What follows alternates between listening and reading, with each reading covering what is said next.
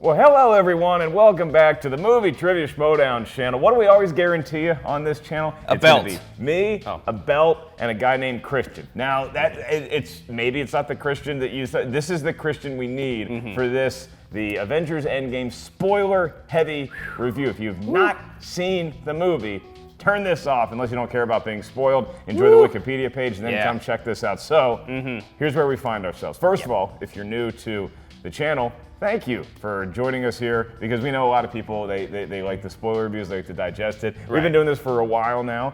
We also do movie trivia. I also do stand-up, so more on that. Dates like San Francisco, Houston, San Diego, more on that at the end of the vid. But for right now, this is Christian Ruvalcaba. Hi. He is an extraordinaire when it comes to all things production, technically, otherwise. He's a beautiful face. So you do the Wanger Show, and I'm sure you're talking about it on the Wanger Show as well.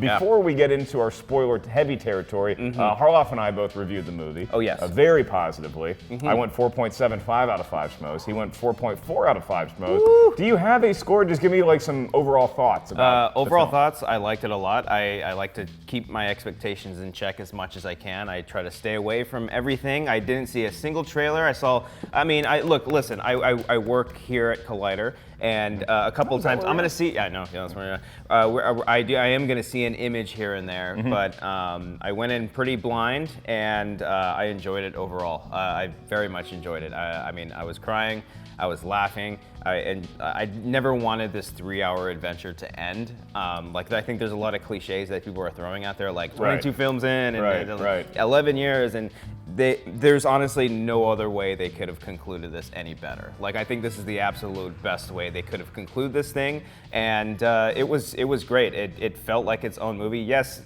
you can't really go into this movie without having seen everything beforehand. Like, it would help to do some research. I think even this one more so than Infinity War, because there's literal sections that we'll get into the spoilers where it's like, oh, this is an actual thing. But yes, I enjoyed it. It completely satisfied my expectations. 4.5. I'd say 4.5. There we go. Yeah.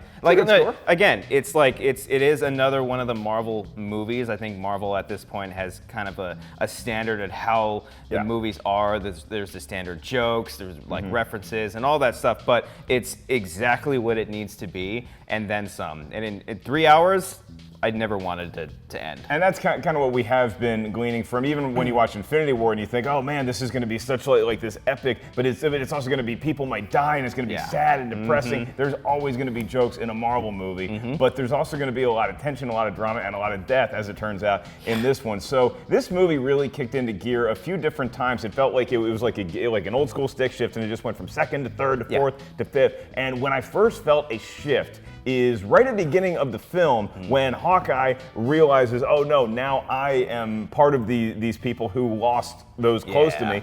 Everybody in the Hawkeye clan, in the Barton family, just boom, they're gone. And then we get our credits. And then the next thing that really ramped it up even more so for me was when Cap is, let's go get that son of a bitch. And it's like they're launching right in to go get it. We don't have to wait for the end of this movie to see our heroes go after Thanos. They're going to do it right off the bat. It was one of the most surprising things for me in this movie is how many times it surprised me in general. Like, I was kind of like okay, it's gonna go here, it's gonna go here. The movie throws you for a loop every single turn that there is, and the fact that they started this movie.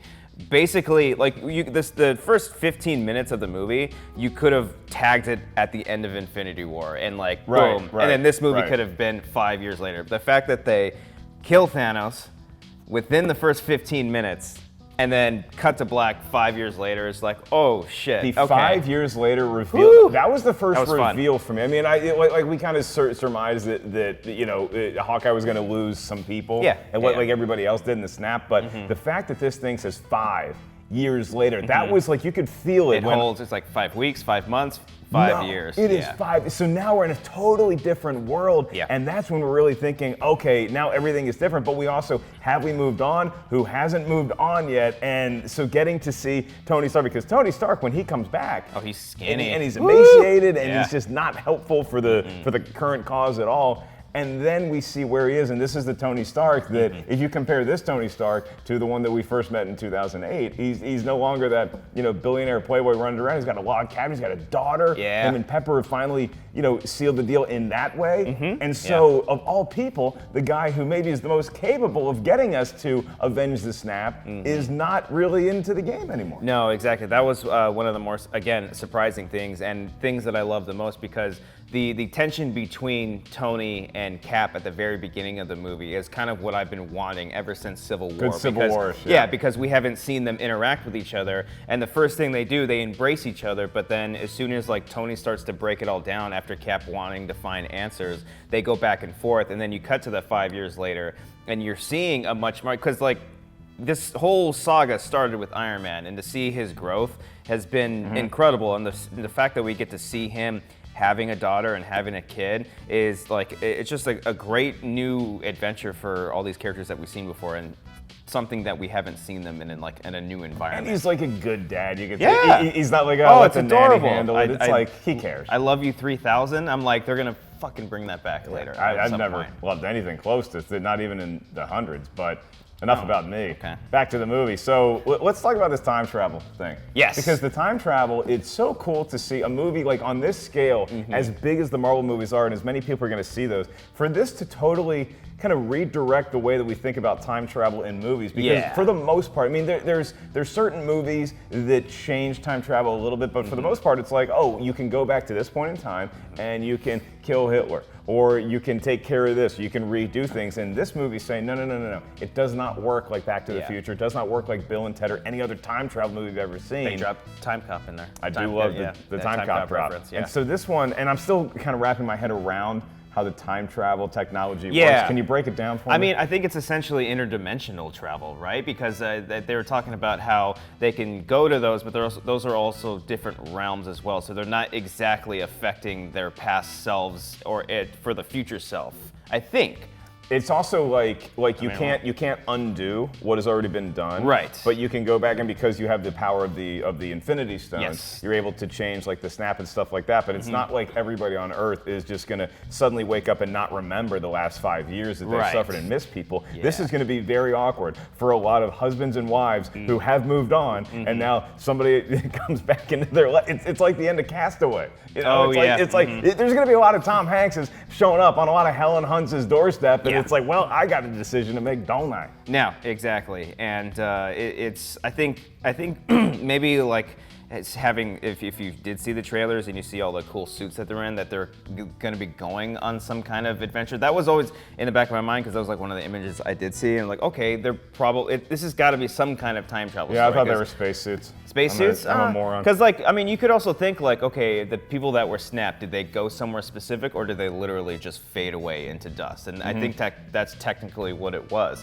And the fact that this movie is essentially like, okay, this is Endgame, but it's also the greatest hits. Let's go back to the greatest moments in Avengers, in all of the Infinity Saga. They go back, I mean, maybe not Thor: The Dark World, but they essentially go back to 3 of the movies from the series, because which was great. It was great because it makes sense. It's not really it's not a gimmick, because they have to break it down. They're trying to find the stones because after they kill Thanos, he said he got rid of them all. So when Scott comes back and he tells him that there's possibly a way, then Tony Stark figures out time travel, basically, which was a great scene. They have to go back to specific times, but they don't have enough Pym particles to go do that, which is also another, like, the ticking time element kind of thrown in there. They only have a certain amount of juice, so they decide to go to New York, where they figure out there's 3 time stones in that era around the same time. And we get to see the Battle of New York from a slightly different perspective, which my is so cool. goodness. You get to see people like so Tom Hiddleston, you get to see him as Loki, you get to see Bob Redford coming back into everyone. Frank Grillo's Grillo's Crossbones. The elevator scene was so good. The Hail Hydra, him getting the scepter. Thing. It was so. And knowing me, Back to the Future 2, I love just as much as Back to the Future. Yeah. So seeing Tony like from afar and saying, "Hey Cap, your ass looks kind of flat in the thing," and then that callback was great. I think the absolute highlight from the New York scene was Cap fighting Cap. Cap fighting Cap was awesome. Freaking cool is that? And that's one of the many things in this movie that kind of encapsulate what the Marvel Universe is all about, because you have this epic clash. It feels like it leapt right off the pages of a comic book, but you also have a nice joke in there that's going to tag it. Like, that is America's ass, like that callback. That was so funny. I also love seeing, and we can get into the Hulk a little bit, and the matriculation of the Hulk my God. into a person that you know, I loved hearing Banner's rationale for, like, no, I was trying to fight it, then I embraced it, and now I'm here. It's so funny to see, you know, the Hulk taking selfies with people, and people are fans of the Hulk. But watching Hulk interact with Tilda Swinton? Tilda Swinton's character. Yeah, the ancient one. That was a cool one. It was like, when did you ever think you were going to see that happen? No, and that's one of my takeaways from this movie, that it's such a weird movie, because you have this dude who been a rage monster who turns into this thing when he's angry. Now he's found peace with it. Now he's basically a Professor Hulk, and he's interacting with everybody. But then you see him interact with this thing called the Ancient One, which technically in that timeline we haven't even met yet. So, but the fact that we've seen her and met her in Doctor Strange, it's like, oh hey, that was kind of like the first moment of, like, oh, we're going back in time. We're gonna see other characters. And you see her powers that are on full display in there from a mental and kind of telepathic standpoint, because she knows that Stephen Strange might be the best of all time, but he ain't ready to be the GOAT yet. And so she has to have the foresight to understand that, no, this is actually something going forward. So I didn't think there's any way you're gonna get that time stone offer, but he managed to do it. Yeah, no, he managed to do it. I think it would have been more, because I think it would have made more sense if Tony actually did it, because Doctor Strange was the one who told Tony that there was only one outcome for winning the thing. Which, in hindsight, looking back at that scene, he knows the end game. He knows that Tony dies in the end. Yeah. Which is crazy. It's just, it's cool. It's very cool. Subtle little details like that. And he dies. At that gigantic battle scene that is just like, like you knew you were in for something epic the last hour, and you just didn't know how epic it was going to be. And I love that the thing started the simplest of ways, with Thanos just sitting down, just like, all right, wait and see what comes to attack me, and all of these things get thrown at him, and then he's got his army coming, and then we start to see people come back from the snap, and it's just this huge. Like, you cannot imagine a battle on this scale. That was the full force of 22 movies, coming together, 11 years, all culminating to this one moment. And that is, I think that's why I scored the movie as highly as I did. Because there's little things in this movie, like there's certain points where it felt too long, or it's like, okay, we need some action here, and maybe not every joke worked as well as they thought it would, but at the end, when it needed to have that payoff, I think that it was worth the 11 years and the 22. Oh, and they totally didn't need to do it either. I think if it was just like Cap, Thor, and Tony fighting off Thanos and trying to figure it out, I think it would have been, like, I think they could have done it in a way where they didn't need to put everyone in there, but the fact that they did do that, it was just so rewarding as a fan of this franchise for so long. Having seen what I've just seen, I have to totally disagree. Oh, okay, I get now it I've after been seeing spoiled it. by like when you see Doctor Strange open the thing, and you're like, okay, here comes Black Panther, and then here comes some of the Dora Milaje, and then here comes, oh my God, that's Spider-Man. Then that's all these other people, and you just have all of this. You have like an all-female superhero kick-ass scene thrown in the middle of there, where they start storming people, and it's just like, it's even to see the look of overwhelm on Thanos' face. Oh yeah. It's like, oh, this guy knows that he's not. It kind of goes back to, remember the end of Harry Potter when Voldemort like kind of gets upset. Oh, that Harry's alive after all. If Voldemort had brought his A game to that fight, Voldemort wins all the time. And I think the same thing with Thanos. Like, I think if Thanos properly stretched and like prepared for the battle on this magnitude, I think he might have come out on top. But then you also have Captain Marvel pretty much doing whatever. She's the Damian Lillard, to use a recent basketball reference, of this movie, because every time she shows up, she's just crushing shit left and right. Yeah, absolutely. And which is funny, because like she shows up, and then it's that 5 years, and then she just goes off. We don't see her for the rest of the thing. And then there's that moment where all the guns kind of point up and shoot into the sky, and I'm like, oh no. That was so cool. It was cool, but at first I was like, oh no, who are they shoehorning in? Like, what is this a new thing? It's a Silver Surfer. And then, oh God, I would have hated that. But sure enough, it was Captain Marvel, and with her new haircut, and it was the great. Haircut's awesome. Yeah, it's awesome. Yeah. It's really, really cool. Yeah, if you thought the ladies' moment in Infinity War was cool, this one doubles down on it, and is just like the image of all them attacking all at once, and then even the image of Spider-Man on next to Valkyrie on like the Pegasus, like there's just so many crazy weird things that you wouldn't expect from, you know, any of these kind of movies, and they've gotten to the point where they can get away with that. I also love the beginning of that scene where Cap is just talking to Thanos, and like Thanos' giant army is right behind him, and it's just like Cap versus the army. And then you just hear the you hear the little like speakers coming through, and he says "on your left," which is another great callback to Winter Soldier when he says that. And then they all come back and start fighting each other. Yeah, that epic battle scene is so rewarding. Battle in cinema history? Would you have to say? I mean, for sure for superheroes, you know. Yeah. In history, I mean, it's pretty early, but you know, sure, yeah. Are you saying King of Monsters, or are you thinking Godzilla? I'm waiting. Wait a few months and then we'll talk. Well, I don't know that we're going to get as emotional about either. Well, I'd probably get emotional if King Kong, anything happened to him. But if you see this movie, you're probably going to have some tears shed at the end for either Tony Stark, Captain America, for Black Widow. Yeah. Oh, yeah. For Captain America. Yes. There's people that are not coming back. No, yeah. I don't know if Thor's body's ever going to come back. I don't think so either. I teared up. That was the most heartbreaking, was seeing Thor fat. I mean, just seeing Thor like senior in college, Mark Ellis. Exactly. I want to see that comic book line, the fat Thor. Such a funny scene. It's great. No, it's really great. Seeing Korg come back. Korg, oh yes, seeing Korg and Meek come back, that was great. But yeah, I teared up multiple times all throughout. I think. What made you cry? Well, first of all, the first 15 minutes when Tony reunites with Pepper, because it's like that reveal where they're all walking on the grass, and then it pans down, and then it reveals that she's still alive. I was like, oh no, okay, they're reuniting, great. I didn't think the stuff between Hawkeye and Black Widow would kind of choke me up.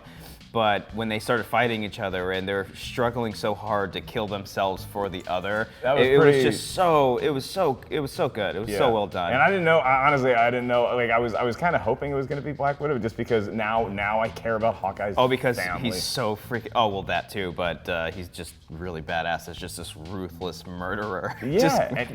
He just murdered. I'm like thinking, I know that Infinity War was a really dark movie, and it's like, you know, a kid's movie. There's some dark stuff in that. This dude's literally stabbing dudes in the head. In his head. And that's a great shot too. It's a great little tracking shot when we're first kind of introduced to Rona as well. Yeah. And then obviously the stuff with Tony at the very end. I mean, there's a great moment when he says to Thanos, "I am Iron Man," at the very end. And he so cool. So freaking cool. He said "I," and then there's a pause, and I'm just thinking, like, this can't be anything other than "Am Iron Man." Right. Yes. Exactly. Guys, we got this one. Really just cool. say "I'm Iron Man," and then it's gonna. And then I thought, you know, because I'm that guy. Even when the inevitable is faced, like when Luke Skywalker had come back, and I was like, oh, Luke's fine. Yeah. And then you start to see me like, oh, god damn it, he's dead. The same thing with Tony. It's that because he had like half his face fried, but I'm like, we can survive this. Okay. See, I was so glad that they stuck to their guns, because I was waiting. It was the right call. It was the right call, but I was waiting for the typical Avengers joke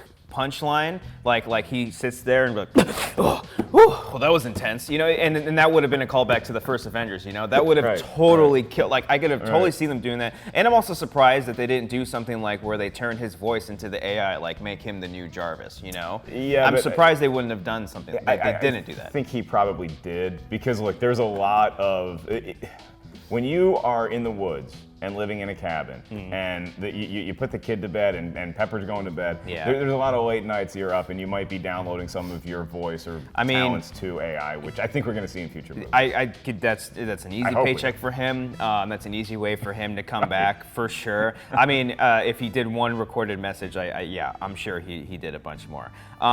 The other one is Cap, Old Man Cap. What a great kind of switcheroo, because he doesn't come back, and I loved the way that they built suspense, even in that moment when after, okay, look, we conquered it. We brought everybody back, and we're fine, and Thanos is gone, and the Infinity Stones, we were gonna go put them back in the right place. And when nothing happened right away, when Cap didn't immediately come back from the time travel mechanism, and they start looking and I'm like, what are they looking? Is this something even? Is this Darkseid from the DC? What the hell are they looking at? And it's this old guy sitting on the bench. What a cool way to do that. That might have been very, very cool. It's not my favorite part of the movie, but it's like, you guys really know your stuff. Yeah, especially because I think a lot of people were kind of expecting Cap to die because like that's just the Captain America thing to do. To sacrifice yourself. He'd be the one to do that. And so it was a nice spin killing Tony because he's been kind of the heart of this entire thing. And then you have Cap pulling that. I think as soon as like he had the gauntlet in his hand and he was going to travel, I was like, okay, he's going to go back in time, marry Peggy, and do all these things. And the fact that he sits there and has an interaction with Sam, and it was like seeing how happy he was great, but it was the moment when he put his hand on Sam and you saw the ring. Got me so, because I love that storyline between those two so much, and I've always loved the line that ended the first Captain America. I had a date with a girl, or I missed the dance or whatever it was. Yeah. And the fact that it ends, the movie ends with them dancing is so beautiful. It's a perfect way to end. I'm gonna cry right now. Oh boy, it's so. I'm an emotional wreck already as is, just in general, and I cry very easily in movies, and that was great. And then Sam getting the shield. Sam's going to be the new Cap. Sam gets the shield. He's the new Cap, and I mean, which is in the comic book, by the way. Black Panther. It is a. So is Winter Soldier. Winter Soldier should have gotten the Cap. Bucky still around. Still around. Yes. Black Panther's around. We have a Spider-Man. We do have a Spider-Man. Obviously, Captain Marvel is out there in the ether somewhere, and I think maybe the most exciting thing for me in the immediate future of the MCU, of Doctor Strange, is seeing Thor now. Like that was classic MCU to me. He's on the ship and he's joking around, because Chris Pratt and Peter Quill didn't have a lot to do in this movie, rightfully so, because we could have ended this in Infinity War if he didn't freak out the last minute, but I enjoy his That's performance. His character, he's a human mistake. Like having them talk about who the captain is, I thought was really funny, but it also, it's like you're watching them give you a hint as to what we might get in the next, is that going to be a Guardians movie? Is that going to be more of a Thor movie? What do you think? I think it's definitely going to be a Guardians 3. I think with the original like 6, aside from maybe the Black Widow movie, which will probably set up her origins, I think they're all done with their movies, unless I think they could eventually do an Iron Man 4 with the daughter kind of taking up the mantle, but they've told their stories, and I think the best way to handle the characters that were already in this original saga, aside from like the newer ones like Doctor Strange, Captain Marvel, Ant-Man, instead of giving them their own movie, having Chris Hemsworth, because Chris Hemsworth is a funny actor as is. He would work great. Like their chemistry and their back and forth in Infinity War was perfect. You put an entire movie on that, and you base it around trying to find this new Gamora and Star-Lord trying to fall in love with her all over again. That's a perfect setup. And then you still have Adam Warlock out there and the Gold People that will be part of that story as well. Yeah, and one of the interesting things, I remember this back when I used to host Movie Talk. You remember that? I used to. I watched it. It was like James Gunn, it was such a big thing when he got let go by Disney and now he's back, but it was because they were looking at Guardians 3 to set up the future of the MCU. And so, and now it's like, can you still do that, or have we pushed back just from a production timeline standpoint? Where is Guardians 3 going to be? But you would have to think Thor is going to be included in that going forward, which is something that I would totally sign up for. And I would have signed up for that last year. As soon as he called Rocket Raccoon Sweet Rabbit. Oh, it's great. Rocket, by the way, is so good in this movie. So funny. Really fun. Yeah. A lot of, I think that setup is great. That's one of I would say the most surprising thing about the movie is that they didn't shoehorn anything that would let you think, okay, what's next? Because there was everyone talking about, because of the Fox merger, like, oh, they're gonna set up the X-Men, the Fantastic Four, Eternals, all these things. No, it's like they focused on their story and they finished it to the point, as of right now, to the point where they don't even have a post-credit scene, and I love that. As of right now. So you went to a press screening on the lot. No post-credit scene? The only thing at the very end of the movie, you hear Iron Man's clanking of the hammer. You went to the premiere, you didn't hear this. I didn't hear anything. No, I think Perry told me that they cut it off completely. So at the very cut it off completely. Yeah, at the very, I don't think it's anything to look into, to be honest. At the very end, they show the Marvel Studios logo, and then you just hear from the very first Iron Man when he's hammering his helmet, you just hear ding, ding. So And you could look into it and be like, okay, you know, the new Iron Man, but Tony's not quite gone, or there is a new Iron Man, it's the perfect way to close this decade plus of movies. That's exactly what I think it is. Yes. Yeah. Okay. All right. So as we say goodbye, I mean, look, it's I don't think either one of us think that this is a perfect movie, although it might be the perfect way to close out the MCU. Absolutely. Do you have any overarching criticisms or something that you're like, maybe you could have done that differently? Or take that out? I think like you can nitpick the crap out of this movie, especially when you time travel stuff. I'm still wrapping my. You can exactly like I think the thing that Thad pointed out is at the very end when Peter says hi to Ned, his friend in high school, is like, okay, if this is 5 years later and Ned didn't get snapped, wouldn't he be a lot older because Scott's daughter is much older? Unless like all of the high school and like again like all those kids would have moved on, you know, unless like they explain in Far From Home, which I would assume takes place after this, that all of his classmates were snapped as well and they all didn't age and get held back basically. Yeah, I guess you know I what I mean? assumed that they were snapped. Yeah. But you can again. It's also time travel and like Loki showing up like that's a great cameo for him. He takes the Tesseract and disappears. That's probably going to be his show. Right. You know, little things like that. But I think a lot of that stuff, like when they go down the elevator, when they're going down the elevator, I got a little confused, and it might just be me needing to see the movie again, where I was like, wait, which year are we? I thought we were. Are we not doing the Battle of New York anymore, or is this now the elevator scene from Winter Soldier? That felt a little jumbled to me, but again.